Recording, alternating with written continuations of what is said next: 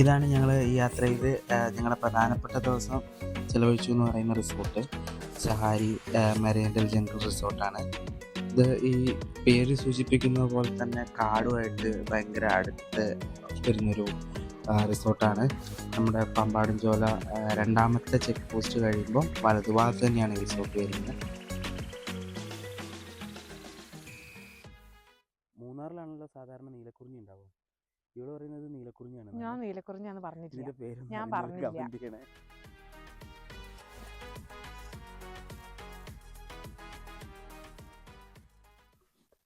ഒരു ദിവസം മുഴുവൻ കണ്ടു തീർക്കാനുള്ള ആക്ടിവിറ്റീസ് ഒക്കെ ഇവരുടെ ഈ റിസോർട്ടിനകത്ത് തന്നെ ഉണ്ട്.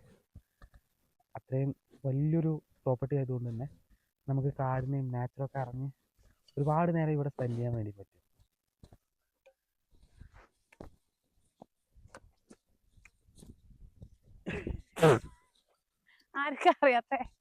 ഇവരുടെ പേര് പറയുന്ന പോലെ തന്നെ ഇതിൻ്റെ പുറകുവശത്തേക്ക് നല്ല കാടാണ് വരുന്നത്. നല്ലൊരു ആംബിയൻസ് ആണ് ഇവിടെ നമുക്ക് കിട്ടുന്നത്. അത്യാവശ്യം മൃഗങ്ങളൊക്കെ വരുന്നതാണ്.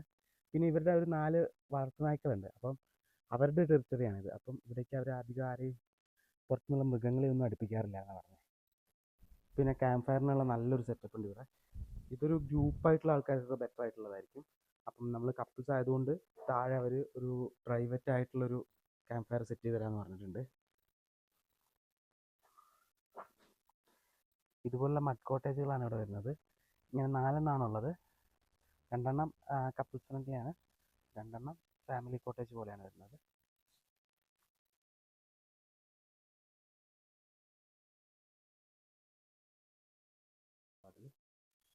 അതുപോലെ കോട്ടേജ് പറയുകയാണെങ്കിലും കോട്ടേജ് നല്ലൊരു വലിപ്പമുണ്ട്. കയറി വരുമ്പോൾ ലെഫ്റ്റ് സൈഡിലായിട്ട് തന്നെ ഡ്രസ്സിങ് ഏരിയ ആണ് വരുന്നത്. ഇവിടെ ഒരു സ്റ്റോറേജ് സ്പേസ് വരുന്നുണ്ട്.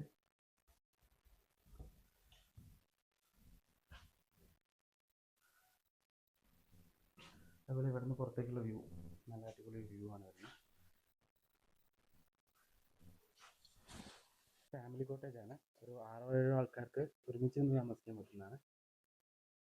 അതിനായിട്ട് ഒരു എക്സ്ട്രാ ബെഡ് ഇവിടെ കൊടുക്കുന്നുണ്ട്. നല്ലൊരു വ്യൂ ആണ് ഇവിടെ നിന്ന് പുറത്തേക്ക് വരുന്നത്. അതുപോലെ എക്സ്ട്രാ ബെഡുകൾ ഇവിടെ വരുന്നുണ്ട്.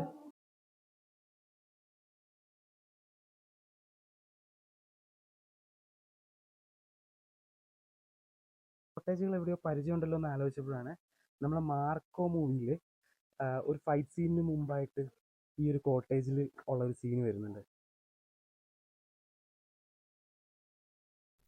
ഇവിടെ കോട്ടേജുകൾക്ക് പുറമെ ടെൻറ്റുകളുണ്ട്. ഒരു 7ഓളം ടെൻറ്റുകളുണ്ട്. ഇതിൽ വിജയ് സേതുപതിയൊക്കെ വന്ന് താമസിച്ചിട്ടുണ്ട്. ഇവിടുത്തെ റേറ്റും കാര്യങ്ങളൊക്കെ വരുന്നത് ഇപ്പം നമുക്ക് വീക്കെൻഡിൽ ഉണ്ടാകുന്ന ഒരു റേറ്റ് ആയിരിക്കില്ല ഇപ്പോൾ ബാക്കിയുള്ളൊരു ദിവസങ്ങളിൽ. അതുപോലെ സീസണിലെ റേറ്റ് ആയിരിക്കില്ല ഓഫ് സീസണിൽ ഉണ്ടാവുക. അപ്പം അത് കുറച്ചൊക്കെ അങ്ങോട്ടും ഇങ്ങോട്ടും മാറിയിട്ടുണ്ടാകും. എന്നാലും ഞങ്ങൾക്ക് വലിയൊരു കുഴപ്പമില്ലാത്തൊരു റേറ്റിലാണ് ഈ റിസോർട്ട് കിട്ടിയത്.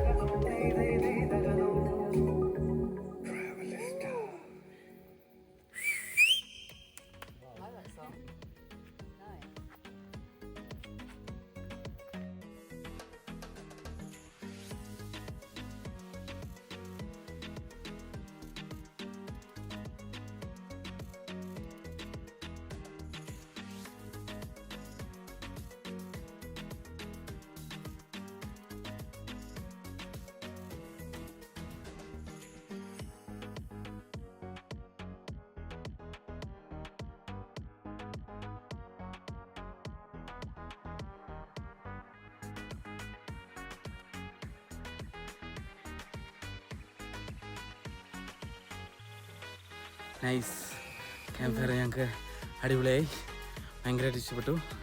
പിന്നെ അവൻ്റെ പേരെന്തായിരുന്നു? അഖിൽ. ഒന്നുകൂടെ കാണിച്ചു തരാം അവനെ, അവൻ അടിപൊളിയായിരുന്നു. പിന്നെ നമ്മളെ മറ്റവരുടെ പേരെന്തായിരുന്നു? ലണ്ടനിൽ നിന്ന് വരുന്ന അവരും സെറ്റായിരുന്നു. പിന്നെ ഫുഡ് അവിടെ കാണിച്ചു തരാം, അവിടെ കാണിച്ചൊരു സാധനം കാണിച്ചിട്ടുണ്ട്.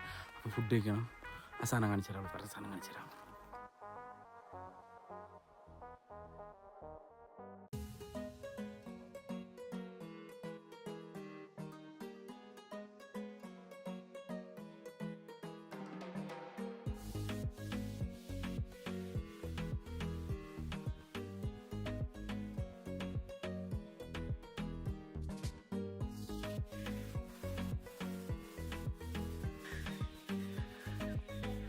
ഈ വട്ടവട ഏറ്റവും വലിയൊരു പ്രത്യേകത എന്ന് വെച്ചാൽ നിന്ന് നിപ്പിൽ ഇവിടുത്തെ കാലാവസ്ഥ മാറും. കുറച്ച് നേരത്തെ നല്ല വെയിലായിരുന്നു ഇവിടെ ഉണ്ടായിരുന്നത്. ഇപ്പം അതെല്ലാം മാറി മൊത്തത്തിൽ മൂടി മുഴുവനായിട്ട് ഫോഗ് വന്ന് മൂടിയിരിക്കുകയാണ്.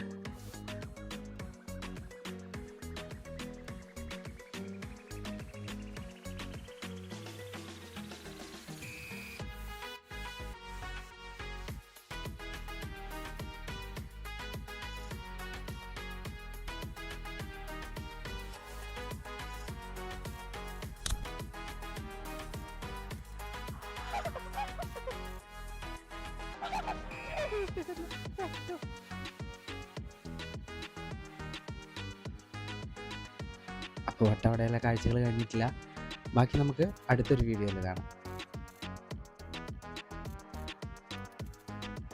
മാക്സിമം നിങ്ങളുടെ എല്ലാ ടെൻഷനും നിങ്ങളുടെ കാര്യങ്ങളും മൂന്നാറിൽ ഇറക്കി വെച്ച് ഇങ്ങോട്ട് വരാൻ വേണ്ടി ശ്രമിക്കുക. കാര്യം ഇവിടെ നെറ്റ്വർക്ക് ഇല്ല. ഇവിടെ നാച്ചുറൽ ഹീറ്ററാണ്, വെള്ളം എടുത്തുകൊണ്ട് വന്ന് വെയിലത്തുകൊണ്ട് വെച്ചാണ് കുളിക്കാൻ.